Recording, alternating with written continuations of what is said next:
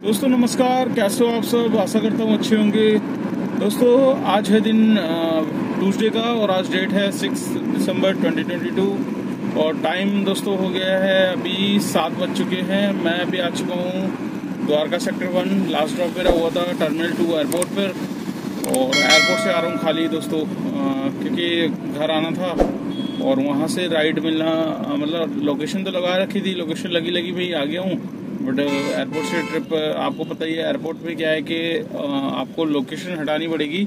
अगर आप लोकेशन लगा के रखते हो तो फिर आपको ट्रिप नहीं मिलती ऊबर में, और ओला में भी यही होता है। कई बार ऐसा हो जाता है कि कोई जैसे एयरपोर्ट के अंदर से अगर आप बुक कर रहे हो तो ट्रिप नहीं मिलेगी। हाँ, आपके लिए कोई बाहर से सपोज कहीं से लोकेशन लगा के बुकिंग डाल रहा है तब इत्तेफाक से आपके पास बुकिंग आ जाती है, अदरवाइज लोकेशन की कोई भी बुकिंग्स नहीं आती है। तो फिर वहां से मैं निकल के आ गया, फिर धीरे धीरे आता टर्मिनल 1 तक आया। तो मैंने कहा 1 से आ जाए, मतलब यहाँ तक की पालम तक की मिल जाए कोई भी ट्रिप। तो कोई भी ट्रिप नहीं आई। फिर उसके बाद टर्मिनल 1 क्रॉस करते ही मैंने डिवाइस कर दिया बंद और सीधा मैं आ गया हूँ यहीं द्वारका सेक्टर 1। और पालम का जो जाम है उसे तो आपको पता ही है, डेली की आदत हो चुकी है।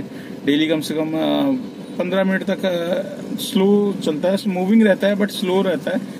तो जब भी हम पालम की साइड से अगर जाम में फंसे दोस्तों, तो एक ट्रिक आपको बता देता हूँ। लेफ्ट साइड में आप चलिए, अपनी जो बस लाइन होती है वो उस लाइन में आप दबा के चलिए गाड़ी, और मतलब उस लाइन में अगर आप गाड़ी को रखोगे ना तो आपकी गाड़ी इजीली निकल जाएगी। 10 से 12 मिनट में आप पालम के फ्लाईओवर के ऊपर पहुंच जाओगे। अदरवाइज आप राइट में, जितना राइट में आप रहोगे उतना ही ज्यादा आपको टाइम भी वेस्ट होगा और ज्यादा से ज्यादा टाइम लगेगा, ट्रैफिक में भी फंसोगे। और वहाँ राइट साइड में गाड़ी काफी बंदों की खराब भी होती है, किसी की लग जाती है, और गाड़ी लग गई तो आपको पता है गाड़ी लगते ही फिर बंदा बाहर निकलता है और जितना टाइम वो बचाने की कोशिश कर रहा था उतना उससे ज्यादा वेस्ट हो जाता है। तो उसकी वजह से क्या है कि और ज्यादा पब्लिक को दिक्कत हो जाती है ट्रैफिक जाम में।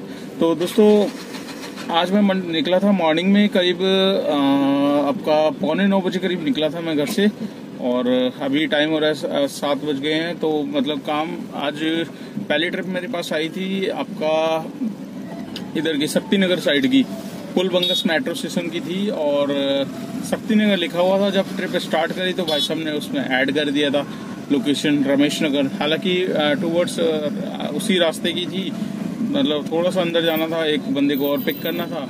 तो दोस्तों जो उबर ओला ऐड वाला सिस्टम जो हमारे उसमें डाल रखा है, उसमें हमें नहीं लगता कि ड्राइवरों को कुछ फ़ायदा होता है उसमें ऐड करने के। मुश्किल से 30-40 रुपये ऐड के बढ़ते हैं। बाकी ये है कि मज़े जो लेते हैं वो पैसेंजर ले जाते हैं हमारे साथ, कोई 2 किलोमीटर कोई 3 किलोमीटर ऐड करके, तो उस हिसाब से बिल बना नहीं पाता। मेरा मानना ये है। आपकी राय क्या है कि ऐड में आपके पैसे बढ़ते हैं? तो मुझे कमेंट्स करके बताना दोस्तों किसके कितने पैसे बढ़े हैं, क्योंकि मैं आज भी राइड जो लेकर गया हूँ उसमें मतलब 1.5 के सर्ज में थी।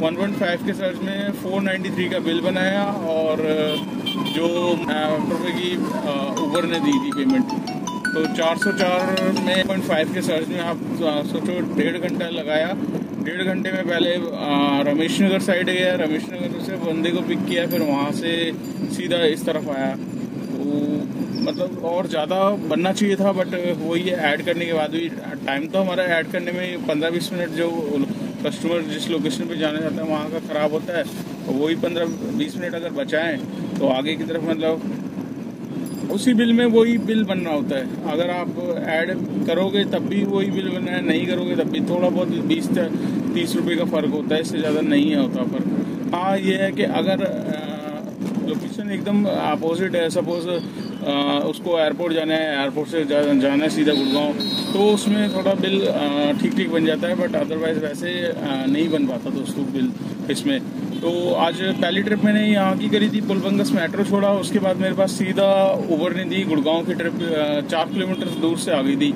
तो मैंने कहा यार 4 किलोमीटर दूर वैसे बता रहा था, पर जब मैंने नेविगेशन स्टार्ट किया तो 3.5 किलोमीटर हो गई। तो मैडम को मैंने फ़ोन करके पूछा, मैडम आप चलोगे ना पक्का, क्योंकि शक्ति नगर के अंदर से ही बुकिंग थी। तो वो कहती हाँ शक्ति नगर, सॉरी शास्त्री नगर से अंदर से। तो कहती हाँ भैया मैं चलूँगी। मैंने कहा चलो ठीक है मैं आता हूँ। फिर गुड़गांव की ट्रिप ली। गुड़गांव में जो ट्रिप ली उसमें भी 400 तक का मेरा फेयर बन गया था। उसके बाद मैंने लोकेशन डाली थी साइबर सिटी से ही, तो यू ब्लॉक की तरफ जाने लग गया था, वैसे ही मेरे पास बुकिंग आ गई कनॉट प्लेस की। तो आज लकीली रहा, मतलब ज़्यादा वेट गुड़गांव में नहीं करना पड़ा मेरे को। गुड़गांव से मेरे को तुरंत कनॉट प्लेस की मिली। कनॉट प्लेस से फिर मेरे पास ओला में आ गई सीधा रामफल चौक। तो ओला भी ऑन कर देता हूँ कभी कभी जब फंसता हूँ कनॉट प्लेस साइड में। आपको पता है दिन के टाइम बुकिंग आती नहीं है, तो ओला ऑन करी, ओला में आ गई बुकिंग। ओला के बाद फिर सीधा फिर दोबारा ऊबर में आया। ऊबर में जामिया छोड़ा। जामिया जो आपका फोर्टिस हॉस्पिटल है उसके पास ही छोड़ दिया था। वहाँ से फिर मेरे पास सीधा अशोकनगर की बुकिंग आ गई ऊबर में ही। फिर ऊबर में अशोकनगर छोड़ा। अशोकनगर से मैंने लोकेशन डाल दी थी, सीधा टर्मिनल 3 एयरपोर्ट। यहाँ एयरपोर्ट की आई तो एयरपोर्ट से फिर डायरेक्ट यहाँ पर सीधा आ रहा हूँ अभी।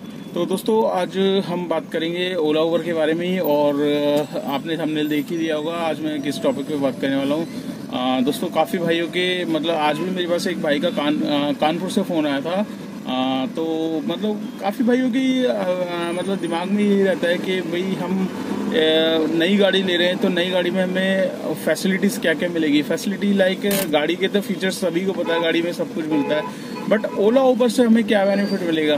तो मतलब एक ये रहती है कि मैं डिजायर लूँ या एर्टिगा लूँ या वैगनआर लूँ। तो वैगनआर अगर लेता हूँ तो वैगनआर में मुझे किस कैटेगरी में डाला जाएगा, ये काफ़ी ड्राइवर भाइयों के उसमें रहता है माइंड में कि भाई वैगनआर में किस कैटेगरी में डाला जाएगा, डिज़ायर में किस कैटेगरी में डाला जाएगा, एर्टिगा में किस कैटेगरी में डाला जाएगा। तो दोस्तों मैं इन सब का आपको आंसर कर देता हूँ। देखिए दोस्तों, जितनी बड़ी आपकी गाड़ी होगी उतने ज़्यादा आपकी गाड़ी में फीचर्स मिलेंगे, आपको कैटेगरी वाइज ऑप्शन मिलेंगे।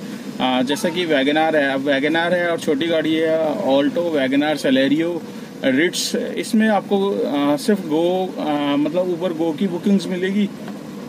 कभी कभार होती है कि एक्सेल की बुकिंग भी आ जाती है, कभी कभार मतलब बाई लक होता है कि हाई डिमांड होती है, जिस टाइम गाड़ी अवेलेबल नहीं होती तब वो आपकी गाड़ी पे वो बुकिंग्स दे देता है। मेरे पास ऊबर ब्लैक, मतलब ऊबर एक्सेल, ऊबर एक्स की आई थी, सॉरी एक्सेल तो बड़ी गाड़ी में हो जाती है, ऊबर एक्स की एक आध बार मेरे पास बुकिंग आई है।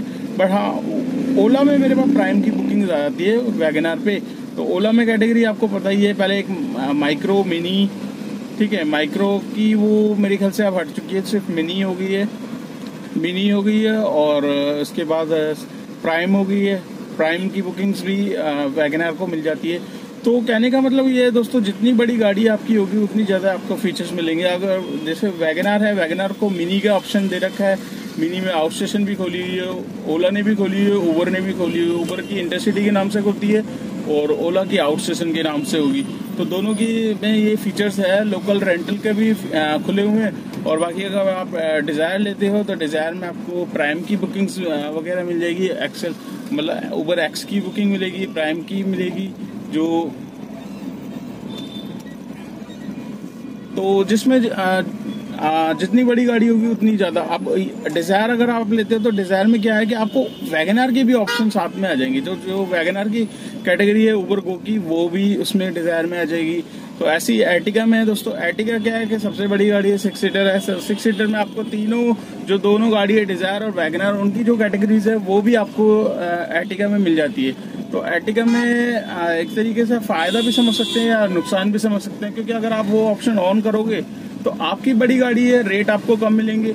अब जैसे आपकी एर्टिगा गाड़ी है, आप एर्टिगा गाड़ी लेके चल रहे हो और आपके पास बुकिंग्स नहीं आ रही है, तो आप मजबूरी में खोल सकते हो उसको। बाकी उस ऑप्शन को आप खोलोगे तो आप ही का नुकसान है, क्योंकि इतनी बड़ी गाड़ी का फेयर आपको पता है कि अगर एक्सेल में आप चलाओगे तो उसमें फेयर अच्छा खासा बनता है। ऊबर गो में की राइड लोगे तो उसमें आपको नुकसान ही नुकसान है। तो ये ऑप्शन इसलिए दिया जाता है, कहीं आप इमरजेंसी में कहीं फंसे हो, मतलब सपोज बहुत ज़्यादा वेट कर रहे हो, तो बाय द वे घर जाना है, गुड़गांव में फंस गए हो, तो आप दिल्ली की राइड लेके देखो। वैसे भी खाली गाड़ी लेके जाओगे तो उससे बेटर ये है कि आप राइड ले लो। तो इतना मतलब कम भी बिल नहीं बनता, बट ठीक ठीक बन जाता है। पर यह है कि जिस हिसाब से एर्टिगा का बिल बनना चाहिए उस हिसाब से नहीं मिलेगा आपको। उससे मतलब ये लगा लीजिए 60% कम ही बिल मतलब ऊबर ओला दोनों बना के देगी। तो दोस्तों आशा करता हूँ ये जानकारी आपको अच्छी लगी होगी और समझ में आ गया होगा कि हम अगर आप गाड़ी लेना चाहते हैं तो आपकी गाड़ी किस कैटेगरी में आएगी और क्या क्या कैटेगरी आपको मिलेगी। तो जितनी बड़ी गाड़ी उतनी ज़्यादा आपको छोटी गाड़ियों की कैटेगरी आपके डिवाइस में आ जाएगी, आपकी आईडी के साथ में। तो आपकी मर्जी है, आप उसको चलाओ नहीं चलाओ। और मेरा जो आप मतलब फीडबैक लोगे तो मैं अपनी तरफ से यही बताऊंगा कि उस ऑप्शन को आप बंद ही रखो, क्योंकि आपकी गाड़ी जिस कैटेगरी में, आप उसी कैटेगरी में चलाओगे तो आप ही को बेनिफिट है, आपको उसका रेट है। आप इतने लाखों रुपए लेके आपने गाड़ी डाली है तो आप कम रेट में थोड़ी ना गाड़ी चलाओगे। हाँ, कहीं मतलब नहीं मिल रही बुकिंग्स तब आप इसको खोल सकते हो। तो दोस्तों आज का मैं काम आपको बता देता हूँ, टोटल आज का काम मेरा कितना हुआ है। सुबह में निकला था करीब 8:45 बजे, 9 बजे से आप मान के चलिए 9 बजे से 7:30 बजे तक का काम है मेरा। तो मतलब 8-9 घंटे का काम है। 8-9 घंटे में कोई खास ज्यादा काम नहीं हुआ है, पर जितना भी हुआ वो सारा आपके साथ शेयर कर देता हूँ। आप यहाँ पर दोस्तों आज का टोटल काम हुआ है, आप यहाँ पर देख सकते हैं साइड में 2039 रुपये कुछ पैसे का है, 2040 आप मान सकते हैं, ठीक है। और इसमें जो CNG मैंने डलवाई थी दोस्तों, 600 रुपये की CNG मैंने डलवाई थी। और 2040 में 2 आपको टोल भी इसमें ऐड है, मतलब होंगे अलग से।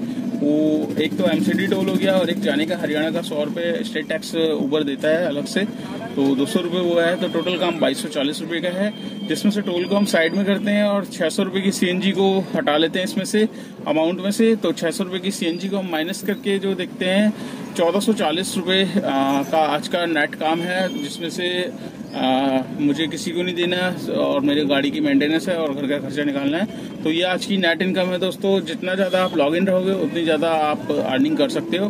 तो इस ब्लॉग को कर लेता हूँ यहीं पे एंड। वीडियो आपको कैसी लगी लाइक जरूर करना, चैनल पे फर्स्ट टाइम हो तो चैनल को सब्सक्राइब कर लेना।